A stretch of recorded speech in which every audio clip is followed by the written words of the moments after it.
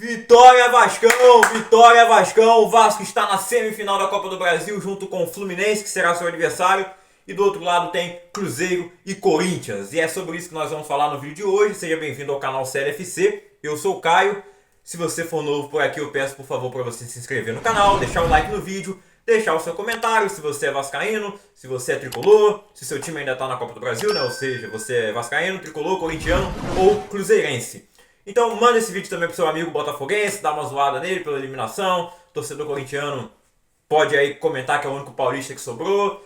Torcedor do Cruzeiro, que é o maior campeão, sonhando com esse heptacampeonato. E o torcedor do Fluminense e o torcedor vascaíno estão sonhando com o bicampeonato da Copa do Brasil, segundo título na história dos dois clubes. Bom, é isso. Eu vou falar de todos os jogos aqui sem clubismo, tá? Não tem... Claro que a gente zoa o Botafogo pelo ano ruim que ele teve, mas eu vou, como sempre fiz, analisar os jogos aqui com a maior imparcialidade. Não é também que eu seja o melhor analista do mundo, e óbvio que não. Eu vou comentar sobre os jogos com imparcialidade, apesar de eu estar muito feliz, obviamente, com a classificação do gigantesco da colina. Eu vou começar justamente falando logo de Vasco e Botafogo. Os dois jogos foram empatados 1-1. O único jogo dessas fases de quartas de final que teve uma disputa de pênaltis, e o Vasco levou a melhor. É impressionante, né? Os números do Léo Jardim são impressionantes desde que ele chegou ao Vasco. Ele participou de 7 decisões por pênaltis, e em 6 delas ele saiu vitorioso com o Vasco. E a grande maioria na Copa do Brasil. Inclusive nesta edição de Copa do Brasil já aconteceu disputa de pênaltis, e o Léo Jardim mais uma vez foi fundamental para o Vasco chegar o mais longe possível. Olha, eu estou aqui com os adversários. Em 2024 foram 3 disputas de pênalti.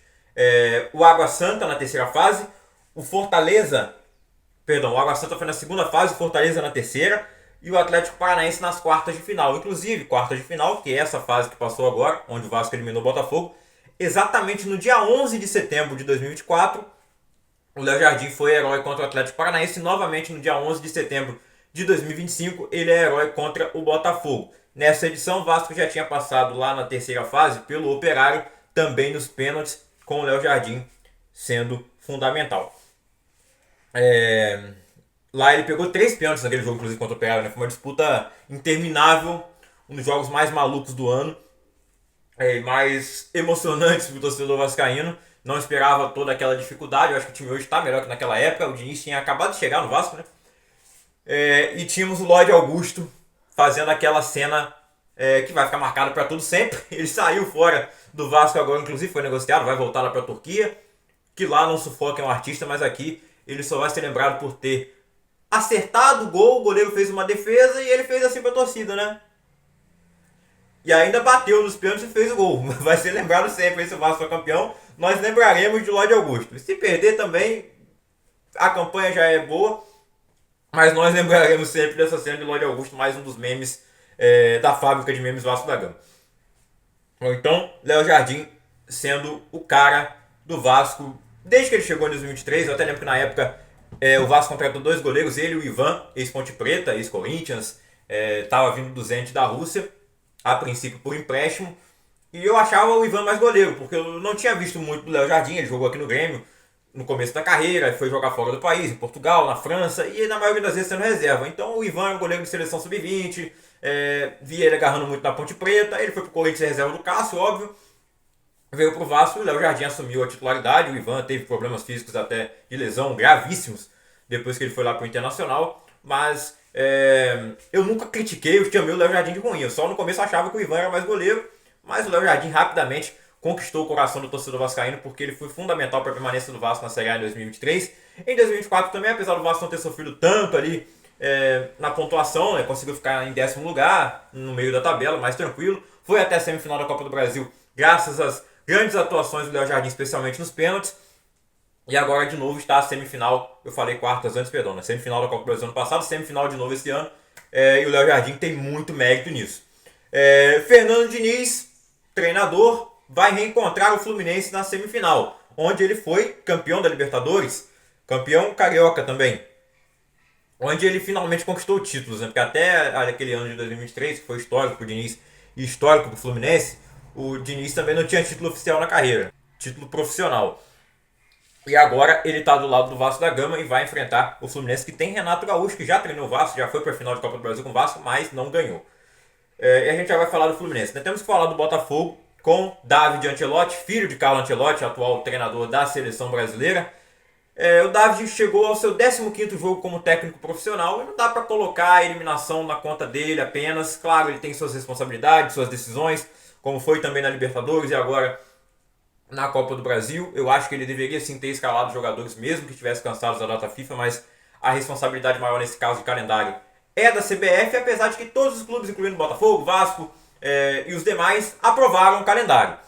E inclusive essa manobra que a CBF fez de colocar os jogos da semifinal e da final lá para dezembro, depois que acabar o Brasileiro, acabar a Libertadores, acabar tudo, foi graças ao Botafogo, que foi eliminado da Libertadores. Se o Botafogo tivesse na Libertadores e tivesse a possibilidade de ganhar novamente, ele poderia disputar novamente aquele Intercontinental de final de ano e atrapalharia essa ideia da CBF, que no final deu certo, porque o Botafogo foi o último brasileiro a cair da Libertadores nas oitavas, e agora a chance de ganhar um título é muito pequena. É mais fácil o Botafogo ficar fora da Libertadores no ano que vem do que ser campeão brasileiro com a campanha atual. Ele ainda tem jogos atrasados, mas o líder, que é o Flamengo, está bem à frente dele, também tem jogos atrasados, e o Palmeiras também tem, e ele está muito mais próximo do Flamengo, e o próprio Cruzeiro, que está ali na disputa, mas o Cruzeiro já tem todos os jogos completos lá no Campeonato Brasileiro.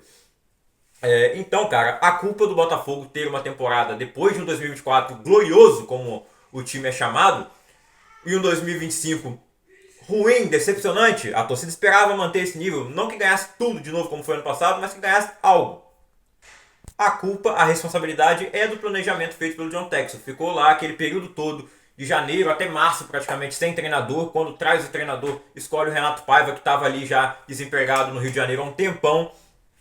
E aí, como ele não conseguiu nenhum outro, ele trouxe o Renato Paiva mesmo, vai para a Copa do Mundo de Clubes, consegue uma vitória imensa contra o PSG. Foi só 1x0, foi só 1x0. O Botafogo não deu show para cima do PSG, ninguém esperava isso, mas foi lá, ganhou de 1x0 e foi um resultado histórico. Mas foi isso, depois caiu pro Palmeiras nas oitavas, porque o Renato Paiva quis jogar do mesmo jeito. Aí o John Texel, que tinha chamado o Paiva de melhor treinador do mundo depois da vitória contra o PSG, vai na sequência e demite o português, que não teve o mesmo sucesso do português Arthur Jorge no ano passado, lógico.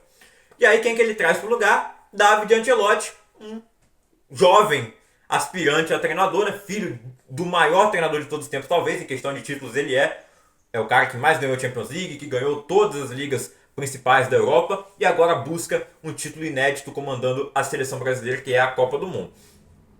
Mas bem, o David não é o Carleto. Eu não sei nem se o Carleto conseguiria fazer. Ele faria melhor que o David, acredito sim. Nesse curto período, porque o David tem apenas 15 jogos de carreira, o Ancelotti tem uma experiência muito vasta. Mas o David tentou algo na Europa, não conseguiu. Ia assumir o posto de auxiliar do pai na seleção, até que vem essa proposta do Botafogo. E o Botafogo fez alguns bons jogos, eu acho que ele tem potencial para ser um grande treinador. Mas no momento, é isso aí, cara. Ele toma decisões erradas, eu acho que o Botafogo ficou muito engessado nessa partida também. A gente não pode falar só da troca de treinador, porque o Arthur Jorge saiu porque quis. Mas quantos jogadores que o John Textor negociou ao longo aí da temporada com o Lyon, ou as premiações que iam pro Lyon, é uma bagunça, né? Essa questão da SAF, o John Textor não tá mais no Lyon, agora tá tentando parceria com o Marinax. As coisas não estão muito fáceis também fora de campo pro Botafogo, mas estão menos ainda pro Vasco, né? Dentro de campo conseguimos vencer esse jogo. Nos pênaltis, o gol do Vasco na partida foi marcado pelo Nuno Moreira, que foi uma contratação sensacional que o Vasco fez esse ano. Uma pena que ele canse em todos os jogos, mas lembrando, ele não teve férias. O Nuno veio direto lá de Portugal, estava jogando a Liga Portuguesa, era o destaque do mês de janeiro, inclusive, e ele vem na sequência. Então o período que ele teve parado, sem jogos, né, mas teve treinando, foi na Copa do Mundo de Clubes. Eu acredito que no ano que vem, que vai ser muito difícil o Nuno ficar no Vasco, até eu acredito, né, pelo que ele está jogando e por ele já ser europeu, com certeza muitos times, não só de Portugal, vão observá-lo. Mas ele abre o placar depois de uma cobrança de falta do Felipe Coutinho, onde o goleiro Neto, que estava estreando aí, mais um jogador que deixou o Botafogo e é uma perda importante, né? O John, que foi muito importante ano passado para o Botafogo como goleiro, ele saiu, foi para o Nottingham Forest, e o John Texel foi lá receber ele, inclusive, né? Nessa parceria com o Marinax, o grego, que é dono do Nottingham. quase comprou o Vasco, teve interesse, o negócio acabou não andando. Então, o Neto foi contratado pro lugar do John. Eu acho o Neto um bom goleiro, mas a estreia dele foi bem negativa, né? O Coutinho bateu uma falta muito bem e era longe, mas ele pegou muito bem na bola. O Neto vai lá e coloca a mão, ele consegue tocar na bola. A bola bate na trave e sobe pro Nuno, que estava ali ligado. Tinha o Nuno, tinha o Hugo Moura e tinha o Verratti. Algum dos três ia fazer o gol. Foi o Nuno que chegou primeiro.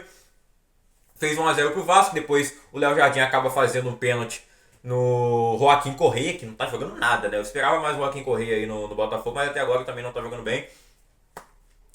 O jogador argentino, que eu não lembro se ele fez parte ou não do elenco da Copa do Mundo, mas que teve uma passagem interessante ali no futebol italiano pela Inter de Milão e pela Lazio. Ele sofre o pênalti, vai Alex Telles, bate muito bem, e na hora da disputa de pênaltis ele bate do mesmo jeito, ou quase. O pênalti que ele acerta, que ele faz o gol, foi mais rasteiro e mais no canto. O Léo Jardim percebeu bem que ele ia acertar, que ele chutaria no mesmo lado. Você pode ver que o Léo Jardim se adianta, mas não para frente, ele se adianta para o lado direito, e aí ele consegue alcançar a bola e defende o primeiro pênalti que foi batido pelo Botafogo com o Alex Telles. Então o Neto pra mim era melhor ele ter ficado, né? Pensando pelo ponto de vista do goleiro, pra não ficar tão feio, ele falhou no gol. Se ele fica parado e toma um gol de falta do Coutinho, todo mundo, ele ficou parado, deu golpe de vista, tudo bem. Todo mundo ia reclamar também, mas como ele tocou na bola e não agarrou, ou pelo menos tirou pra linha de fundo, que fosse, ele jogou no meio da área, acaba ficando pior pra ele. E nos pênaltis também, ele só acertou o canto do chute do Matheus, eu falo Matheus Cunha. O Matheus França, jogador que também chegou há pouco tempo no Vasco, ex-Flamengo, veio do Crystal Palace, que era de John Texton, né? Não é mais, ele tinha a sociedade lá. Olha quanta ligação, né? O Matheus França bateu muito bem o pênalti, e esse foi o único que o Neto acertou o canto, mas não conseguiu defender. O Léo Jardim chegou perto de pegar outros além do Alex Telles. Eu não sei como que o Marlon Freitas, né, ele deve ter ganhado o Caro Coroa e ter pedido para bater depois, porque os pênaltis foram batidos na frente da arquibancada onde estava a torcida do Vasco. Então eu não acredito que que o Verratti conseguiu ganhar a escolha para bater primeiro e ainda escolheu o canto da torcida. Normalmente, no Caro Coroa, um jogador que ganha, ele pode escolher o lado ou se vai começar batendo ou defendendo. Não entendi o que aconteceu, mas eu fiquei feliz com a decisão. O Verratti começou batendo, fez o gol, o Alex Telles bate, o Léo Jardim pega. Na sequência, vai o Vasco com o Ryan e converte, vai o Nuno. O Nuno já tinha saído, né? As substituições tinham sido feitas ali, o Nuno e o Coutinho, que eram os melhores jogadores, são os melhores jogadores de ataque hoje do Vasco, junto com o Ryan. É claro, o Verratti é muito importante, mas a gente sabe que ele tem dificuldades no jogo, a não ser na hora de finalizar de cabeça, ele não teve muitas oportunidades. Quem teve oportunidade de cabeça no jogo foi o... Nem teve tantas também, né? Porque a defesa do Vasco cortou a maioria. Eu fiquei muito preocupado quando o Piton saiu, machucado, lesão parece ser grave, né? Mas espero que ele se recupere até dezembro ou antes, né? Que o Vasco também precisa dele no Brasileiro. Mas o Pumita fez uma partidaça de lateral esquerdo, cara. Não tava esperando, fiquei com muito medo dele falhar ali, porque ele é muito ruim defensivamente. Claro, o Nuno cobriu ele a maior parte do tempo. Depois o David também. Mas ele cortou muita bola na área, chegou bem ao ataque, mesmo jogando na lateral trocada aí, na lateral esquerda. Tinha o Vitor Luiz no banco também, mas o Diniz optou por colocar o Pumita. No final deu tudo certo, o Vasco se classifica para a semifinal, já entra uma grana. Se for para a final vai ter mais grana ainda, e se for campeão, meu amigo, o Rio de Janeiro não está preparado para ver o Vasco campeão da Copa do Brasil. Depois de 14 anos, é a primeira e última vez até agora, em 2011. Bom, é isso, né? Foram 13 minutos falando só desse jogo. Eu disse que não ia ser clubista. Mas o Botafogo teve um ano de 2024 inesquecível, um ano de 2025 esquecível, mas não é pior que o de 2023, acredito eu, né, torcedor do Botafogo? O que você acha? Eu acho que o ano de 2023 foi muito pior do que o de 2025, porque o de 2023 a zoação era ainda maior, porque o Botafogo não tinha nada. Agora a gente vai ficar falando, o Botafogo não tem Copa do Brasil. Esse meme antes pertencia ao São Paulo. O Botafogo também não tinha, lógico, mas o São Paulo era mais falado, porque era o famoso campeão de tudo, mas que não tem a Copa do Brasil. O Botafogo não é campeão de tudo, não ganhou a Copa do Brasil, e não ganhou porque o John Textor abriu mão praticamente das competições ao momento que ele não contrata o treinador no começo do ano. Então ele jogou com o treinador interino, o Carlos Leiria, a Supercopa do Brasil contra o Flamengo e a Recopa contra o Racing. Esses dois títulos principalmente estão na conta do Textor e são títulos que o Botafogo não tem e parece que não fez questão de ganhar. A Copa do Brasil faria questão porque era o que sobrava também, era o que tinha restado. O brasileiro é bem difícil e não vai ter Copa do Brasil para o Botafogo pelo menos até 2026. E pro Vasco segue vivo na briga pelo bicampeonato. Agora vamos falar do Fluminense que eliminou o Bahia. Cara, o Bahia acabou de ser campeão da Copa do Nordeste. Faz um bom campeonato brasileiro, uma campanha melhor, inclusive que a do Fluminense. No momento melhor que a do Botafogo. Só que o Bahia entrou no Maracanã para empatar. Ele tinha uma vantagem de 1-0 que ele conseguiu fazer no jogo da ida. E estava se dando por satisfeito com isso. 1-0, mas é uma vantagem muito pequena. E você jogar no estádio fora, né, do seu estado, fora de casa, estádio cheio, torcida do Fluminense apoiando, buscando esse título também, era muito provável de tomar pelo menos um gol. E aí tomou um gol do Canóbio de pênalti aos 10 minutos do segundo tempo. E o Bahia parece que estava se contentando com os pênaltis. A gente veio para empatar, não conseguimos empatar, estamos perdendo, então vamos empatar no agregado. E aí o Fluminense martelou, até que saiu o gol do Thiago Silva. Thiago Silva, que é um zagueiro absurdo, né? A carreira do Thiago Silva é gigantesca, um dos maiores zagueiros dessa geração, e por que não de todos os tempos, né? A galera mais velha tem dificuldade de aceitar que algo recente, ou pós anos 2000, pode ser considerado uma das melhores coisas de todos os tempos. Não estou falando só de futebol, mas agora, né? Estamos falando especificamente de futebol aqui. O jogador dos anos 2000 pode estar entre os melhores de todos os tempos. Os únicos que furam essa bolha são Messi e Cristiano Ronaldo, né? Mas tem gente que ainda torce o nariz. Enfim, o Thiago Silva é um zagueiraço, um dos maiores que o Brasil já produziu. E com 40 anos, pra mim, ele ainda tem nível pra estar na seleção, cara. Se o Thiago Silva tivesse no ano que vem, eu levaria ele. Não para ser titular, mas é um cara que é o líder da seleção, sempre foi.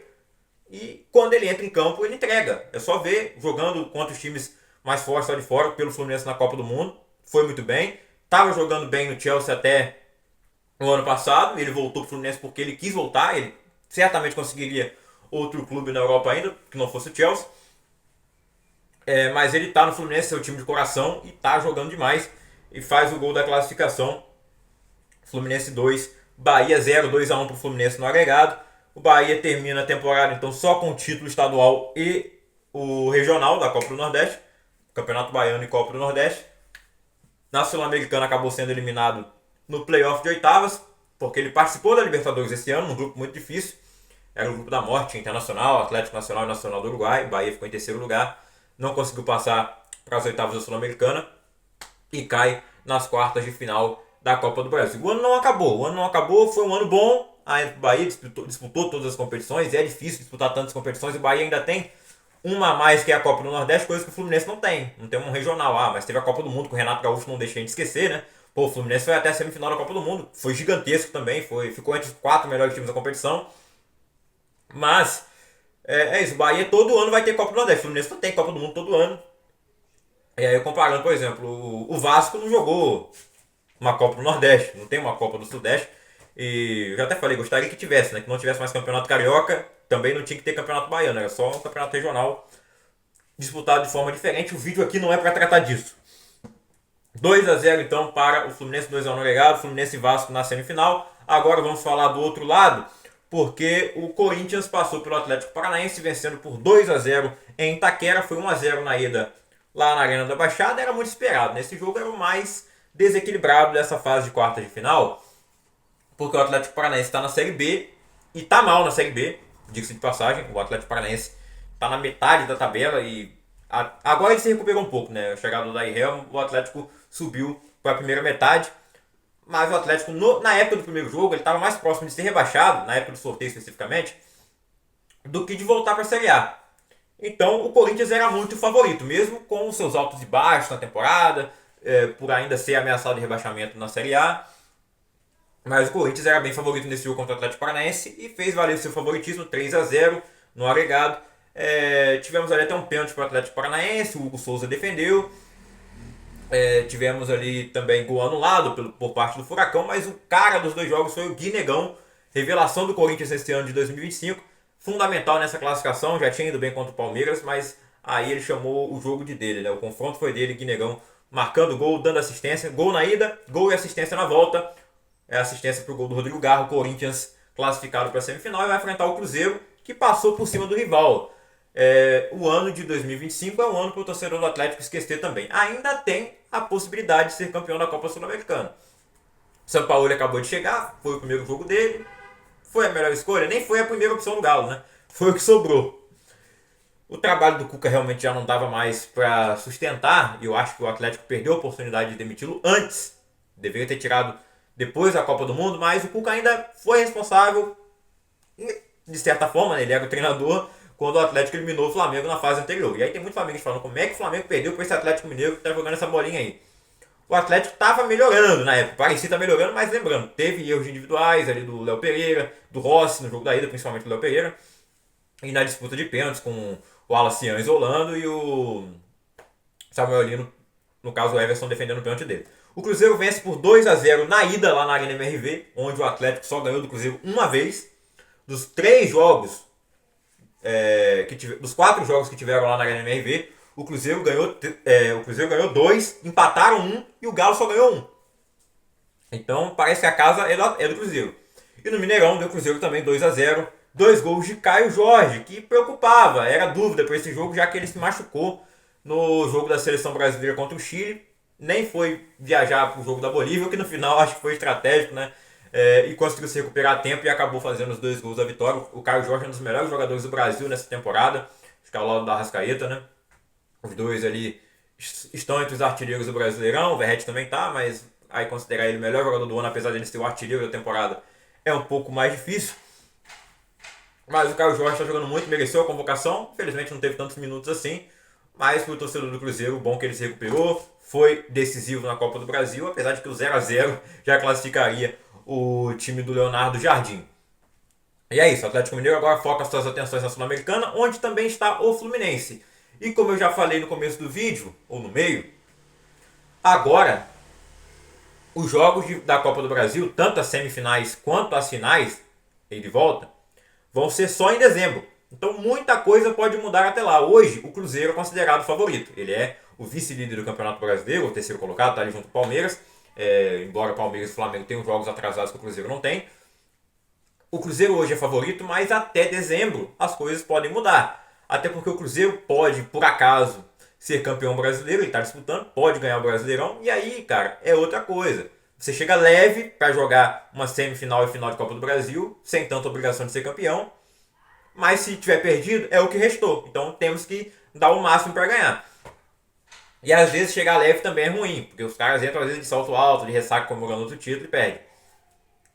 Futebol é imprevisível. Do outro lado temos o Fluminense na Sul-Americana. Ele pode ganhar a Sul-Americana e chegar mais tranquilo na semifinal. O Vasco deve, espero eu, chegar tranquilo, porque agora vai ter tempo para focar só no Campeonato Brasileiro, já que ele saiu da Sul-Americana, se recuperar na tabela do Brasileirão e chegar leve na Copa do Brasil com 100% de foco e buscando o título. Mas uma coisa é pegar um Fluminense já campeão ou o Fluminense derrotado. Eu não sei o que é pior, né? Pode ser que tão derrotados eles entrem ainda mais pressionados para ganhar um título, ou sendo campeões eles entrem mais relaxados, apesar de que a Copa do Brasil é um título maior que a Sul-Americana e paga mais. E pro Corinthians é a mesma situação do Vasco, só tem a Copa do Brasil e é a oportunidade agora de focar no Campeonato Brasileiro para se recuperar e chegar lá o melhor possível, né? Esperamos que todos os jogadores que estão disponíveis não se machuquem. No caso do Corinthians vai ter a volta do Roberto, o Vasco espero eu tenha a volta do Piton, o Jair pelo visto só no que vem agora, de novo uma lesão grave do Jair, mas ele foi importante no jogo da ida e não esqueceremos disso, do gol que ele marcou lá em São Januário. E também não vou esquecer do pênalti, porque o Vasco poderia ter vencido aquele jogo na ida, hein? Teve um pênalti pro Vasco lá que não foi dado. É isso, 2-0 pro Cruzeiro contra o Atlético, né? Eu voltei pro resultado porque estava aqui no celular. Bom, 23 minutos de vídeo, eu achei que não fosse ficar tão grande, eu estendi demais o comentário no jogo do Vasco com o Botafogo, os outros acabaram ficando mais curtos. Mas é isso, tá valendo. Se você gostou, deixa o like, se inscreve no canal, ativa o sininho das notificações, compartilha o vídeo e se inscreva também no canal de lives, porque hoje, nesta sexta-feira, vai ter live lá, nós vamos falar mais de Copa do Brasil, mais de Campeonato Brasileiro, falar também das ligas europeias, de seleção brasileira e tudo mais. Então, link da descrição. Copa do Brasil agora só em dezembro. Mas a gente vai acompanhar os times até lá, beleza?